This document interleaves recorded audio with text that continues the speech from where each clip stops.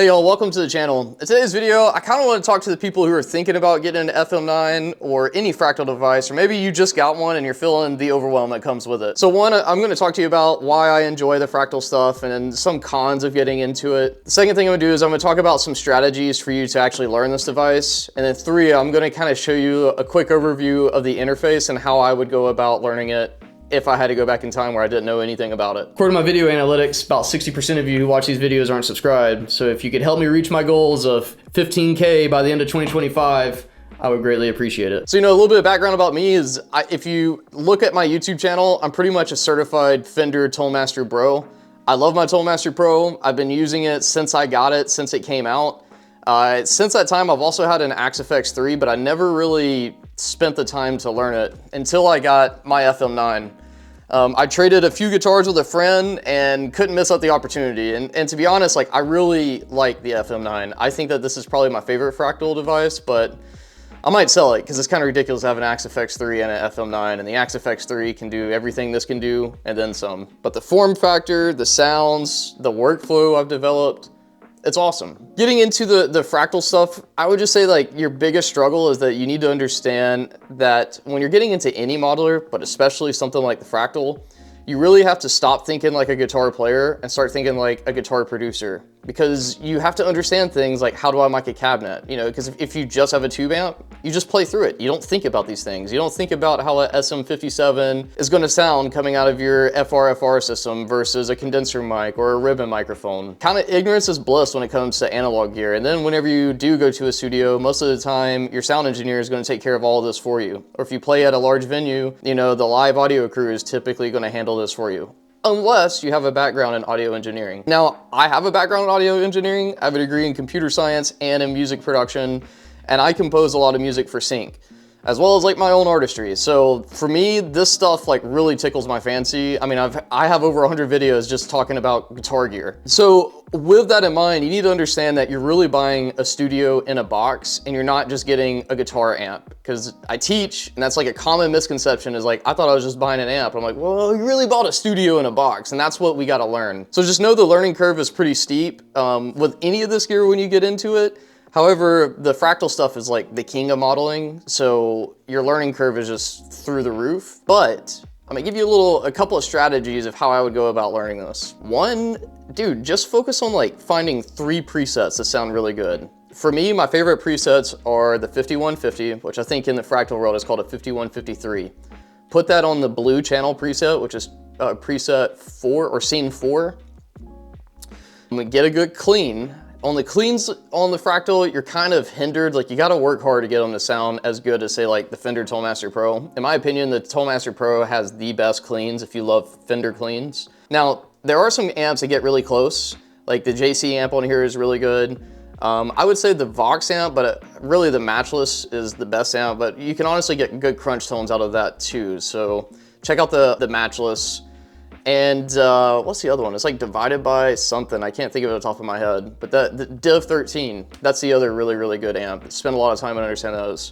But just choose 3 different types of amps from the list of 300. You're only gonna use 1% of the device, but that's the best place to start, in my opinion. The second thing with the Fractal stuff that was new for me is understanding the workflow. So in the Fractal space, you're gonna have a preset and you're gonna have scenes. You can use stompbox configuration where you just hit pedals on and off, but that's not really how Fractal is set up, in my opinion.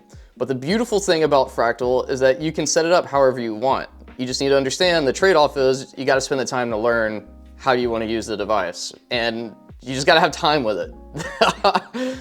To get your head wrapped around scenes, if you're an analog guy like me, when I came into it, I was just used to pedals, man. I put pedals in front of an amp. That was my workflow, stupid simple, boom.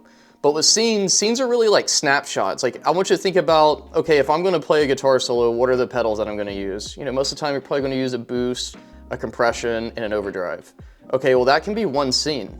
Another scene could be just the amp, raw dog in the amp. Okay, the other scene could be some cool modulation stuff.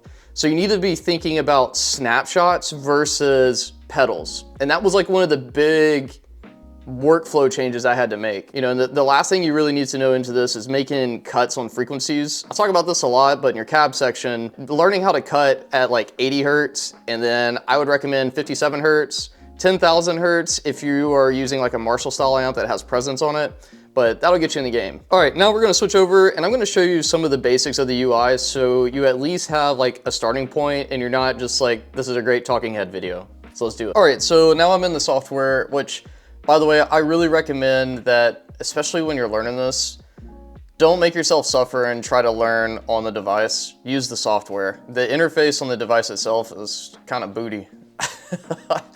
All right, so first things first, you need to understand this is signal pathing right here. The way they lay it out is really linear, but you can really do a lot of cool things when you're getting started. I'm gonna show you some of my favorite presets, and then I'm gonna kind of show you the basics of how to create a scene, and then I'll probably end the video there because I could talk about this for hours.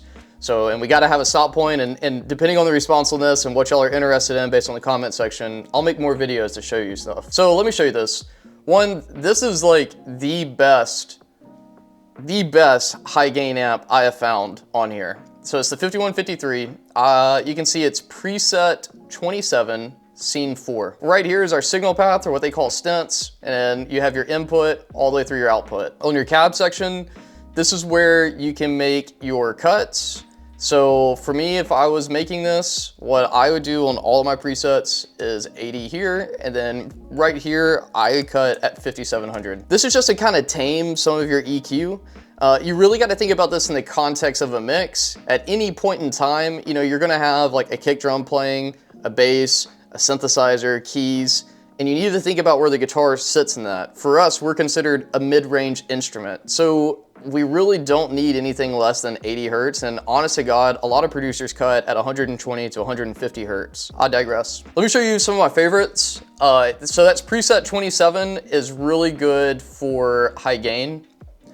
Preset 41, the Matchbox, this is insane for a good clean. Like if you love the Chon sound, like I'm a big Chon fanboy, this does it for me. The other amp I would recommend if you just want something that'll kind of handle it all really well, this right here, Preset 90, this is based off of Robin Ford's Dumble, and it is amazing, really good. Well, let me show you one more preset before I show you how to create your own. So some of the cool things about this are like the wild, wacky stuff. Like what I really encourage you to check out is preset 376. And the way that the scenes are set up is that they're chords that are being played. I don't have my guitar plugged in right now so you can hear it. But this is just like a preset that shows you the power of the FM9 and Fractal. You know, the fact that you'll have a synthesizer running on top of this is just amazing. Like as a producer, this is the stuff that gets me really excited. But let's pretend that you want to create your own preset. The way that I recommend you go about this is one, keep things simple first and then build complexity afterwards. But what you want to do is you want to come over to this quick build, and this is kind of like if you watch Bob Ross, this is your color palette that you're about to paint from. And this is your world. You can paint it how you want. There's only happy mistakes here. So the first thing I'm gonna do is I'm just gonna drag my input 1 and my output 1. Now I'm gonna add a splint by clicking this icon. See all these greens? You could go through manually and connect it, but that's painful. We'll just do it 1 here.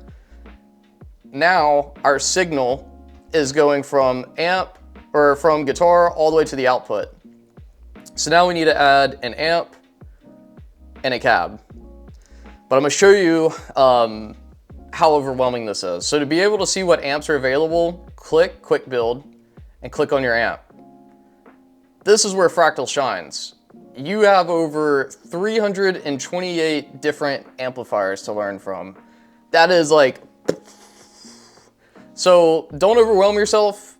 What I would recommend you do is, I'm gonna pull up Google, type this in, Fractal audio amp list.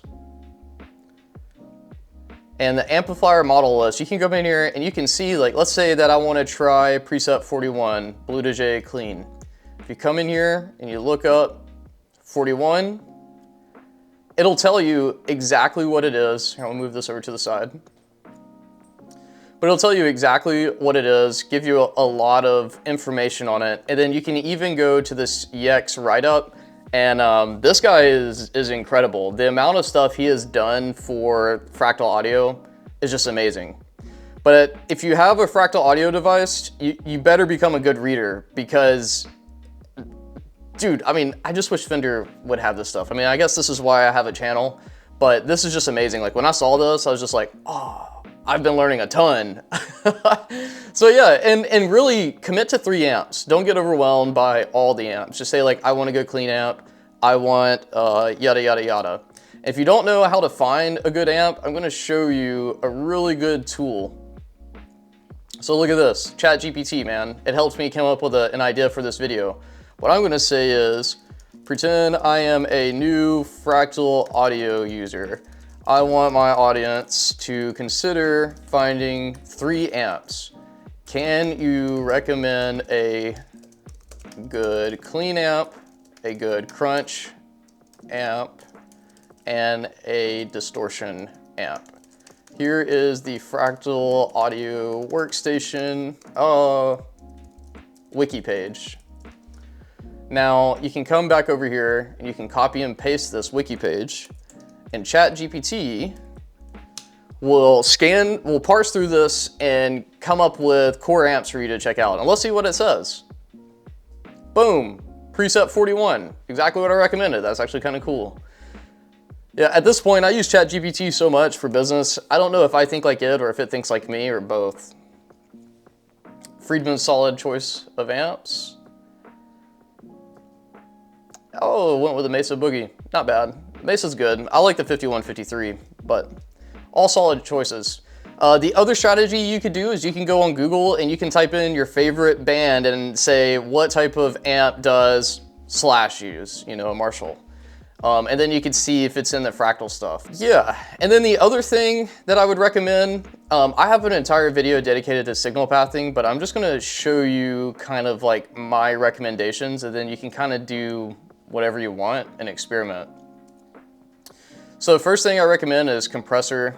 Then after compressor, really, I'd probably do this. You can add in a wah. Compressor, you can do any type of modulation. So where is flanger? I'll just put phaser up, phaser, flanger, all that can go right here. Since you have a modeler, one thing I'd recommend you try is putting chorus at the end. And then I'm gonna show you another trick that I learned years back that have really like changed my game. And it's nothing too crazy, but check this out. What we're gonna do is right now, our amp is not touching reverb or delay. That's what this icon here shows. But what we're gonna do is we're gonna redirect it to both.